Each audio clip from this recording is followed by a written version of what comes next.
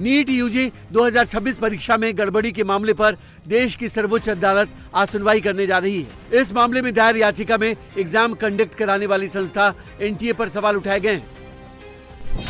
याचिकाकर्ता ने मांग की है कि कोर्ट सरकार को निर्देश दे कि एनटीए को बदला जाए और परीक्षा आयोजित करने के लिए पूरी तरह नया और ज्यादा सुरक्षित सिस्टम बनाया जाए। नई संस्था ऐसी हो जो तकनीकी रूप से मजबूत, ज्यादा सुरक्षित और स्वतंत्र तरीके से काम करने वाला हो।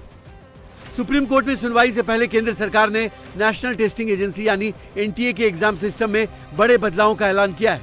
शिक्षा मंत्रालय ने कहा कि सिस्टम को अधिक सुरक्षित और जवाबदेह बनाने के लिए प्रश्न पत्रों की 4 स्तरीय जांच व्यवस्था लागू की जाएगी। साथ ही परीक्षा से जुड़े गोपनीय कामकाज की निगरानी और सुरक्षा प्रोटोकॉल को भी सख्त किया जाएगा। मंत्रालय के मुताबिक एनटीए की परीक्षा टीम में भी बड़ा बदलाव करते हुए करीब 600 विशेषज्ञों को हटाकर उनकी जगह नए विशेषज्ञों को शामिल किया गया है। साइबर सुरक्षा के साथ प्रश्न पत्र तैयार करने में निजी क्षेत्र के विशेषज्ञों को भी जोड़ा जा रहा है।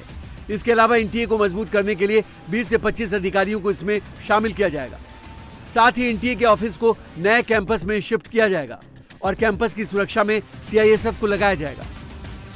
केंद्र सरकार इस मामले में सुप्रीम कोर्ट में पहले ही हलफनामा दाखिल कर चुकी है, जिसमें उसने बताया कि एग्जाम सिस्टम को सुरक्षित बनाने के लिए कई बड़े कदम उठाए गए हैं। सरकार ने कोर्ट को बताया कि 2026 के नए कानून के तहत परीक्षा में पेपर लीक या नकल जैसे अपराधों पर 10 साल तक की जेल और 5 करोड़ रुपए तक का जुर्माना लगाया जा सकता है। सिस्टम में सुधार के लिए इन्फोसिस के सह संस्थापक नंदन नीलेकणी की अध्यक्षता में एक टास्क फोर्स बनाई गई है। ये टास्क फोर्स 3 महीने में अपनी रिपोर्ट सौंपेगी, जिसमें मौजूदा सिस्टम में सुधार के सुझाव होंगे। रिपोर्ट के आधार पर ही आगे के बड़े बदलाव किए जाएंगे।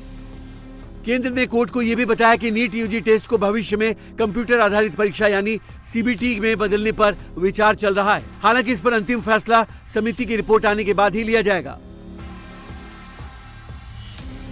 अब इस मामले में आज सुप्रीम कोर्ट पर नजर रहेगी कि वो इसमें क्या कहता है।